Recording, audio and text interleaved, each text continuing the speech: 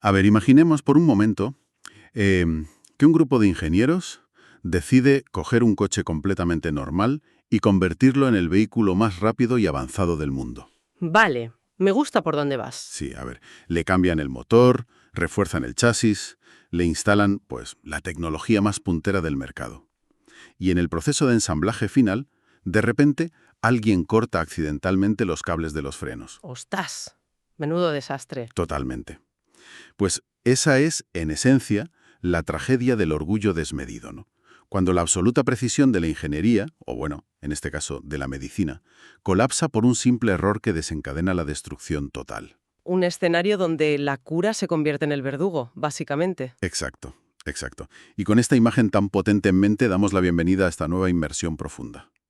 Pero antes de meternos de lleno en la materia, es absolutamente obligatorio hacer una pausa. Sí, hay algo importante que hacer primero. Eso es. Queremos enviar un saludo muy especial y verdaderamente entusiasta a todos los oyentes del canal de YouTube, Podcast de Libros y Pelis. Desde luego, un saludo enorme para ellos. Es que es un verdadero lujo que toda esa comunidad nos acompañe hoy para analizar a fondo una obra que, oye, 15 años después de su estreno, sigue dando muchísimo, pero muchísimo de qué hablar. Y es que este espacio es el lugar perfecto para quienes disfrutan destripando los engranajes de una buena historia. Porque lo que tenemos sobre la mesa hoy es el análisis de la película de 2007, Soy Leyenda. Peliculón, ¿eh? Dirigida por Francis Lawrence y con Will Smith a la cabeza. Exactamente. Pero, a ver, no nos vamos a quedar en la superficie de la acción y los efectos especiales por ordenador, que los tiene a montones. Vamos a sumergirnos en su caótico proceso de creación. ¡Qué tela! Telita con el desarrollo, sí. Y en las diferencias que son abismales con su material original. Y, por supuesto, en ese desenlace alternativo que altera por completo, o sea, la brújula moral de la historia entera. Claro, porque la premisa de la que parte esta historia es la definición de manual de ese coche sin frenos del que hablábamos al principio. Totalmente. O sea, no es un meteorito que cae del espacio, no es una guerra nuclear, es la propia arrogancia humana. La idea de que, intentando salvar a la especie, pues terminamos firmando su sentencia de muerte. Es de una ironía brutal, la verdad. Todo arranca en el año 2009, cuando una científica brillante, la doctora Alice Crippen, logra modificar genéticamente el virus del sarampión. Un virus muy peligroso, por cierto. Claro, y lo modifica con un objetivo noble, que es curar el cáncer. Y la tragedia, fíjate, es que funciona, claro. Durante un breve periodo, la humanidad cree haber vencido a su mayor enemigo biológico. Pero, bueno, la biología es caótica, no respeta las buenas intenciones. El virus muta, se vuelve letal, se transmite por el aire y... Y arrasa con el planeta. Literalmente a una velocidad inconcebible. Eso es. Vale, vamos a desempacar esto. Porque, a ver, es fácil perderse en la ficción y no asimilar la magnitud real de los números que plantea la historia. Son números de pesadilla, la verdad. Hablamos de una tasa de mortalidad del 90%. O sea, para quien nos escucha, visualizar eso en la cabeza es casi imposible. Es que estamos hablando de miles de millones de personas que simplemente desaparecen del mapa. Literal. Para ser exactos, si lo trasladamos a la población mundial de aquel momento, son unos 5.400 millones de vidas borradas de un plumazo. Madre del amor hermoso. Pero ojo, que el horror matemático no termina ahí. De los supervivientes resulta que un 9% no muere, sino que sufre una mutación espeluznante. Los famosos Darkseekers. Exacto. Se convierten en seres hiperviolentos, que pierden todo el vello corporal y que tienen un metabolismo tan acelerado que la luz ultravioleta del sol los quema vivos. O sea, una especie de vampirismo, pero inducido por un accidente de laboratorio. Totalmente. Y eso nos deja con una fracción estadística minúscula.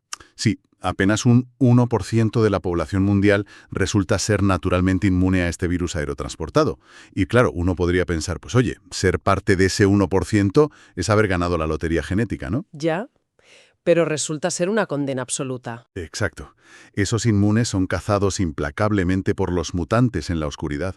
O peor aún, acaban quitándose la vida al no poder soportar el peso de una soledad tan aplastante. Y así es como la historia nos planta en el año 2012, en una ciudad de Nueva York vaciada por completo, donde el virólogo militar Robert Neville se alza como el aparente último hombre vivo. Que esa es otra, sobrevivir en una Nueva York desierta. Claro. Y aquí es donde la película brilla, al explorar la psicología del aislamiento. Todos recordamos las imágenes de Neville interactuando con la ciudad vacía. En las calles llenas de hierba, los coches abandonados. Sí, sí, pero desde un punto de vista psicológico, lo que él hace en su día a día no es simple excentricidad, es supervivencia mental pura y dura. Emite mensajes diarios por radio AM con la esperanza de que alguien acuda al puerto. Caza ciervos que corran salvajes por el asfalto de Wall Street, nada menos. Juega al golf desde la cubierta de un portaaviones. Que es una imagen icónica, la verdad. Y luego está la imagen que se queda grabada a fuego en la retina de cualquiera que vea la película. Los maniquíes. Uf, sí. Su interacción con los maniquíes de plástico que ha colocado estratégicamente en los videoclubs.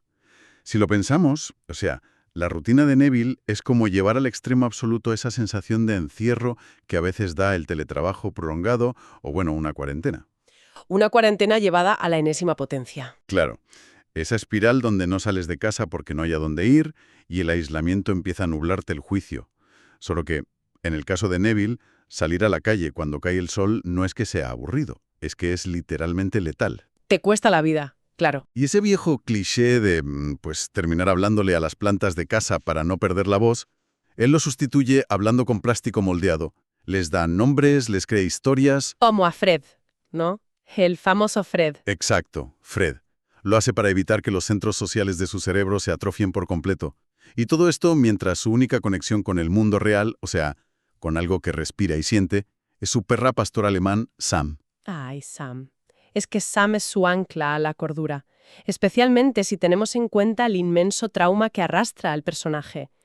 Neville es un hombre que perdió a su esposa, Zoe, y a su hija, Marley, durante una evacuación militar en helicóptero que fue un caos absoluto. Una escena desgarradora, por cierto. Sí.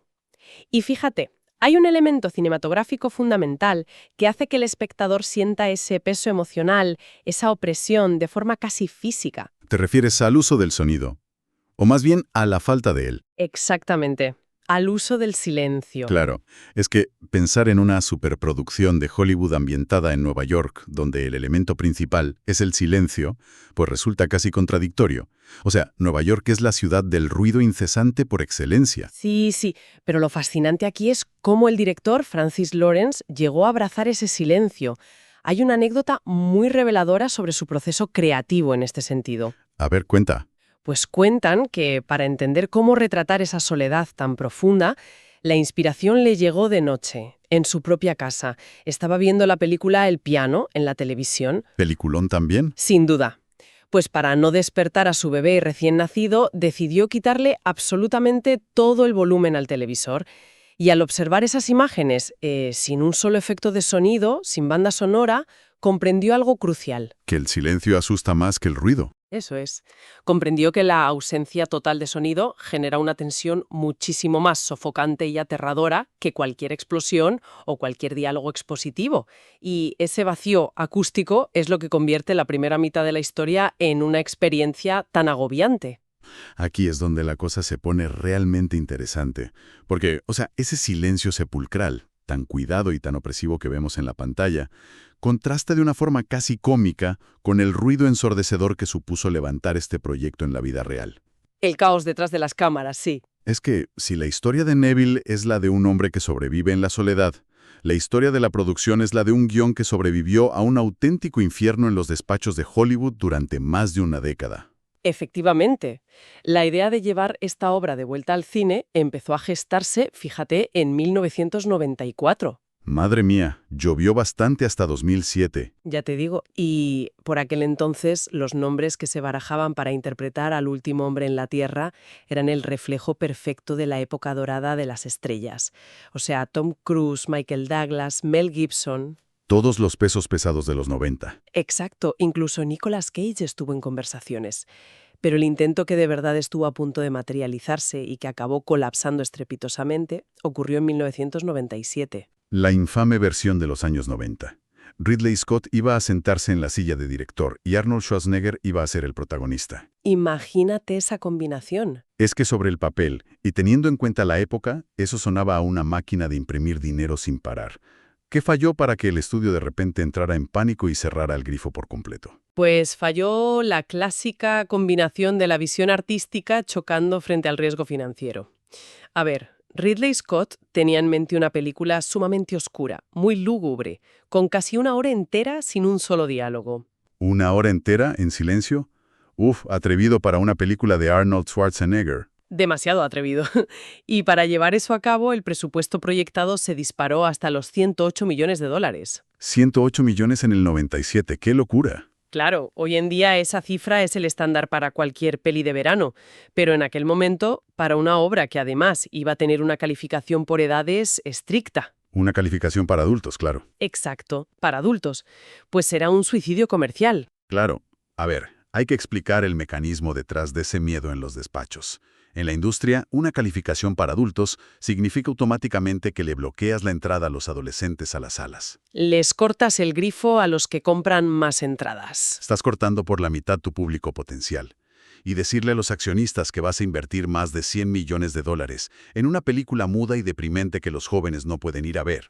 Pues blanco y en botella. Lógico que se cancelara, sobre todo cuando el director y el actor venían de algún que otro tropiezo en taquilla en esos años. Totalmente.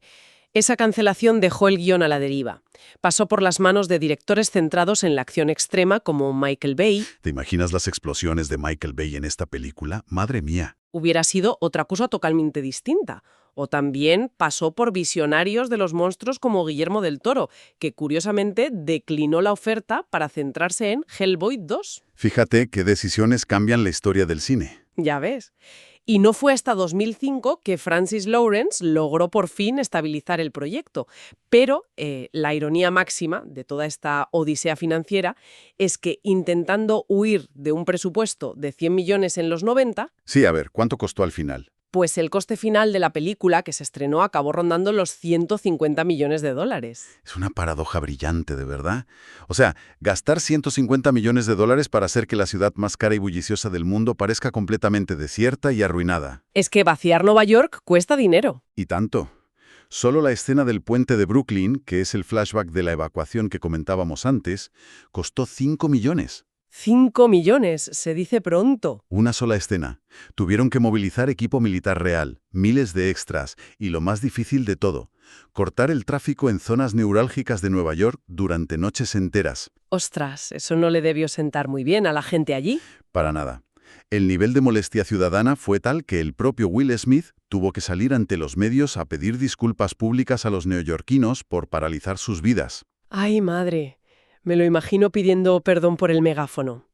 Pero bueno, un despliegue logístico titánico que también tuvo sus peculiaridades artísticas. Sí, no todo fue cortar calles. Exacto. Por ejemplo, a la hora de diseñar el apartado sonoro de las criaturas mutantes, de los Darkseekers, el equipo no quiso limitarse a usar bibliotecas de sonido genéricas de gruñidos de animales y ya está. Claro, querían algo más visceral. Querían que los mutantes sonaran como algo que alguna vez fue humano, pero que ahora está sumido en un dolor y una rabia antinaturales, ¿sabes? Un sufrimiento constante. Eso es. Y para lograrlo, contrataron al cantante Mike Patton. Hombre, el de Faith No More. ¡Qué pasada! Él mismo. Famoso por su increíble e inusual rango vocal, pues él fue quien prestó su voz para crear esos chillidos desgarradores, dotando a los monstruos de una textura sonora profundamente perturbadora. O sea que los gritos son de Mike Patton. Me parece un detalle brutal. Sí, es una pasada. Pero claro, con todos estos cambios, con este baile de directores, presupuestos inflados y exigencias de los estudios, es que es imposible no preguntarse qué queda de la idea inicial. Pues a ver. Porque la película de 2007 no surge de la nada. Es una adaptación de la novela homónima de Richard Matheson publicada en 1954. Un clásico de la ciencia ficción, además. Y de hecho, ni siquiera es la primera vez que se adaptaba, porque ya existían películas previas con Vincent Price y Charlton Heston. Así que, sabiendo cómo la maquinaria de Hollywood moldea y pule las historias para justificar inversiones de 150 millones, oye, las diferencias con el material literario original tienen que ser enormes. Son abismales, de verdad. Y van mucho más allá de simplemente actualizar la fecha o cambiar la ciudad de Los Ángeles por Nueva York. Si conectamos esto con el panorama general de cómo funciona la industria del entretenimiento, vemos que la mayor transformación siempre ocurre en el núcleo del protagonista. Claro, para hacerlo aspiracional, ¿no? Exactamente. Hollywood necesita héroes. Totalmente. Y a ver, el Robert Neville que concibió Richard Matheson en las páginas de su libro no es ni de lejos un supercientífico militar brillante con un cuerpo esculpido y una moral inquebrantable como Will Smith. Para nada. Es un hombre de a pie, un trabajador de fábrica. Y sobre todo es un hombre consumido por la desesperación absoluta. Es un alcohólico que ahoga su miseria en la bebida, que no tiene a una fiel perra pastor alemán para darle calor emocional. Ay, no tiene a Sam en el libro. Qué pena. No, está completamente solo. Y su rutina consiste en salir de día a cazar vampiros clavándoles estacas de madera en el pecho. Es sucio, oscuro y profundamente patético en su dolor. Muy crudo. Mientras que el Neville de la pantalla grande es abstemio, metódico, investiga curas en un laboratorio de alta tecnología. O sea, Hollywood necesita que el público empatice rápido con el héroe, y para ello, a menudo se eliminan las aristas más incómodas del comportamiento humano. Claro. Y al higienizar al héroe, fíjate, también alteran drásticamente la naturaleza de la amenaza. Los monstruos de la novela de los años 50 beben directamente de la mitología vampírica clásica. Vampiros de los de toda la vida. Sí, son seres con aspecto humano, que hablan, que intentan manipular a Neville psicológicamente desde la calle, gritando su nombre por las noches. Uf, eso da mal rollo, ¿eh? Muchísimo. Y temen al ajo, a los espejos y a los crucifijos. Es una plaga bacteriológica, sí, pero envuelta en folclore clásico. La cinta de 2007 opta por un enfoque mucho más moderno y, francamente, más animalístico. Claro, hordas de mutantes creados por ordenador. Eso es. Actúan como una jauría salvaje guiados por un macho alfa hiperagresivo. Y el tratamiento de los otros supervivientes también es bastante revelador si te paras a pensarlo. Sí, cuéntame. En la película aparece el personaje de Anna, que es una superviviente genuina, inmune al virus, que viaja buscando un santuario, una colonia. Claro, un rayo de esperanza. Pero en el libro, el personaje femenino equivalente, que se llama Ruth, pues resulta ser una espía. Una mujer infectada que pertenece a una nueva sociedad y que solo finge ser humana para investigar a Neville. Ostras, ese detalle de la espía revela el cambio filosófico más radical entre ambas obras. Es básicamente la diferencia entre la visión pura de un autor literario y las exigencias de un gran estudio de cine. En la película, Hollywood nos promete que existe una colonia de supervivientes en Vermont. El final feliz, tradicional, vaya. Exacto. Nos promete que hay esperanza y un futuro para la raza humana. Tradicional. Pero en el universo del libro, la humanidad, tal y como la conocemos, ha perdido. Está extinta. ¿Se acabó? Así es. Los infectados han evolucionado, han aprendido a convivir con la bacteria, han formado una nueva civilización estructurada. Y es el propio Neville el que sobra en ese nuevo mundo. Él es la reliquia del pasado. Claro, y ese tremendo choque filosófico, la crudeza fatalista de la novela frente a la necesidad imperiosa de esperanza del cine comercial, pues estalla literalmente por los aires en los últimos minutos de la película. Nunca mejor dicho, lo de estallar. Tal cual, y esto nos lleva al punto más divisivo de toda esta obra, el motivo por el que a día de hoy sigue siendo objeto de debate: los dos finales. El gran tema. Vamos a desgranar cómo un mismo metraje, o sea, la misma película, puede transmitir dos mensajes diametralmente opuestos según qué desenlace se elija. Todo el mundo recuerda el final que llegó a las salas de cine, un clímax diseñado para hacer vibrar las butacas. El final cinematográfico es la apoteosis del sacrificio clásico, ¿no? La guarida de Neville es descubierta y atacada por una multitud de mutantes rabiosos. Se refugian en el laboratorio del sótano, protegidos apenas por un cristal blindado que, empieza a resquebrajarse bajo los golpes del líder de las criaturas. Una tensión brutal en esa escena. Sí. Y en ese instante de tensión extrema, Neville se da cuenta de que la mutante que tiene sobre la camilla en la que estaba probando su último suero está respondiendo positivamente. Ha encontrado la cura definitiva, en el último segundo. Exacto. El timing perfecto de Hollywood. Claro, entonces se extrae una muestra de sangre, se la entrega a Anna y la encierra a salvo en un pequeño conducto de ventilación o algo así, junto con el niño.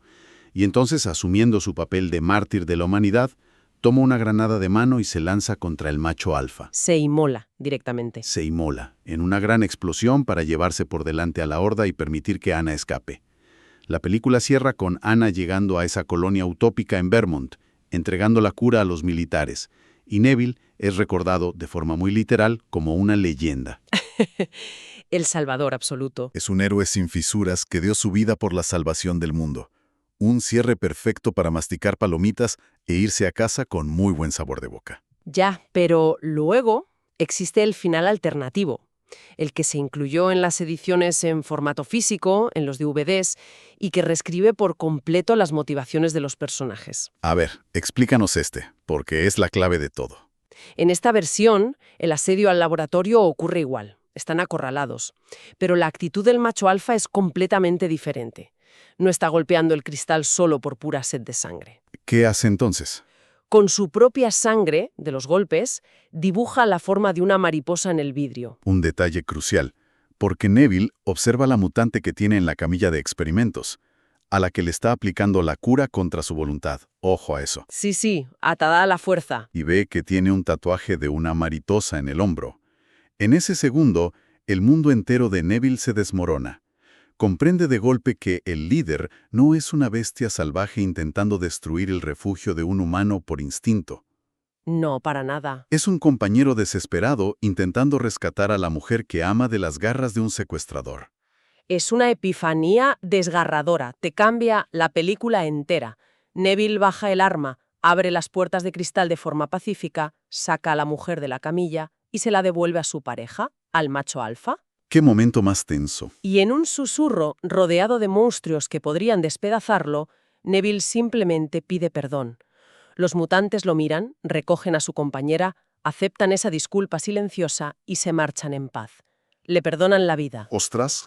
La historia concluye con Neville, Anna y el niño conduciendo hacia el norte. Están vivos, sí, pero cargando con el peso inmenso de la culpa. Entonces, ¿qué significa todo esto? Hay una forma muy clara de visualizar el impacto de este final alternativo en la cabeza del espectador. A ver esa analogía. Es como estar leyendo una novela épica durante semanas, ¿vale? Llegar al último capítulo y de repente darte cuenta de que, en lugar de ser el caballero de la brillante armadura que defiende el reino, Ya veo por dónde vas. uno ha sido el dragón despiadado que aterroriza a la aldea todo este tiempo.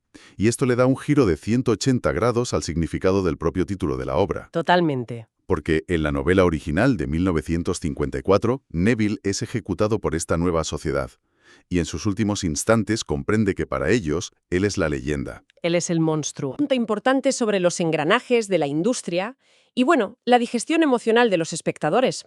¿Por qué crees que se descartó este final tan rico y complejo? Supongo que por los pases de prueba, los famosos test screenings, ¿no? Exacto. La respuesta está en los pases de prueba previos al estreno. El público de 2007 rechazó visceralmente el final alternativo. No les gustó nada. Querían explosiones. Al parecer, la audiencia no estaba dispuesta a invertir 2 horas de empatía viendo a un héroe sufrir lo indecible, para que en los últimos 5 minutos se le exija asumir que ese héroe ha estado cometiendo atrocidades contra seres con capacidad de amar. La ambigüedad moral incomoda mucho al espectador medio. El sacrificio explosivo reconforta. Y desde el punto de vista puramente económico, pues el estudio acertó de lleno. La película arrasó en taquilla, recaudando casi $600 millones, marcando un hito histórico para un estreno en el mes de diciembre en aquel momento. O sea, el público habló con sus carteras. El dinero manda, ya sabes. Pero el verdadero giro argumental digno de una película, fíjate, ha ocurrido en la vida real, 15 años después. La noticia de la secuela, ¿verdad? Exacto. Warner Bros. Ha anunciado oficialmente que hay una secuela en desarrollo, producida y protagonizada de nuevo por Will Smith junto a Michael B. Jordan. Pero espera, ¿cómo vuelve Will Smith si su personaje explotó en 1000 pedazos con una granada en el final de los cines? Pues para resolver ese pequeño gran problema, han tomado una decisión sin precedentes en Hollywood. Van a hacer canon el final alternativo de los DVDs. Es un movimiento absolutamente inaudito en franquicias de este tamaño. O sea, descanonizar el clímax que vio la inmensa mayoría del planeta en el cine para abrazar a posteriori la versión que respeta la ambigüedad moral de la obra original. Es una locura, pero me encanta. Es una prueba clarísima de que el tiempo pone a cada historia en su lugar y de que las narrativas complejas, aunque incomoden al principio a los ejecutivos, pues acaban demostrando tener una vida útil muchísimo más larga. Bueno, pues para ir atando los hilos de todo este recorrido tan intenso que hemos hecho hoy, hemos analizado cómo Soy Leyenda trasciende la simple etiqueta de película de zombies o vampiros posapocalípticos, ¿no? Desde luego que es mucho más que eso. Es la crónica de cómo la soberbia médica puede desencadenar el fin del mundo. Es el resultado casi milagroso, diría yo, de un guión que sobrevivió a una década de cancelaciones y reescrituras millonarias en los despachos de Hollywood.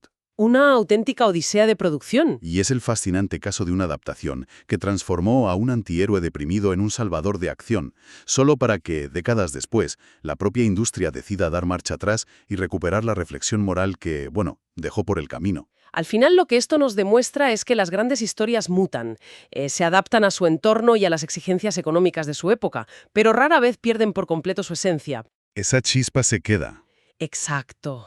Esa semilla original, ese cuestionamiento sobre qué significa realmente la humanidad, siempre encuentra una grieta por la que volver a salir a la luz, tarde o temprano. Y antes de despedirnos, para quienes nos escuchan, nos gustaría dejar en el aire una última reflexión provocativa. Una idea cruda que, la verdad, se aferra a la mente cuando uno asimila el significado real del final alternativo. A ver.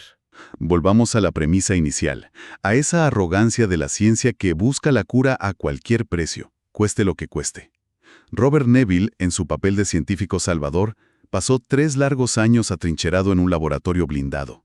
Sí, 3 años de soledad. Pero durante ese tiempo colocaba trampas en la oscuridad de la ciudad, cazaba a estos mutantes, los ataba a camillas de acero frío y los sometía a experimentos médicos sistemáticos que, seamos sinceros, acababan invariablemente en muertes agónicas. Todo esto bajo la justificación inquebrantable del progreso y la búsqueda de la curación. El fin justifica los medios, pensaba él. Eso es.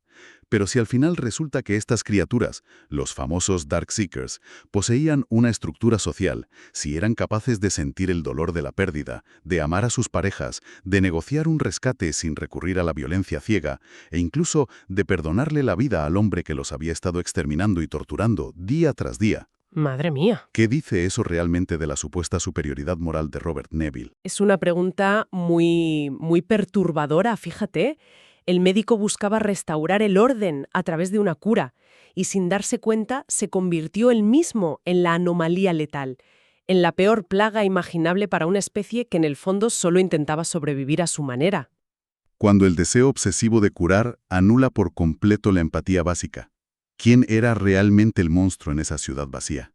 Una perspectiva que obliga desde luego a replantearse cada escena de la película la próxima vez que la veamos. Sin ninguna duda. Muchísimas gracias a todos los oyentes por acompañarnos en este extenso viaje analítico. Ha sido un auténtico placer desenredar estos hilos y profundizar en las luces y sombras de esta grandísima obra. Un placer, como siempre. Recordando, por supuesto, que mantener viva la curiosidad e indagar más allá de lo que se ve a simple vista en la pantalla es siempre la mejor manera de enriquecer cualquier historia. Hasta la próxima inmersión profunda.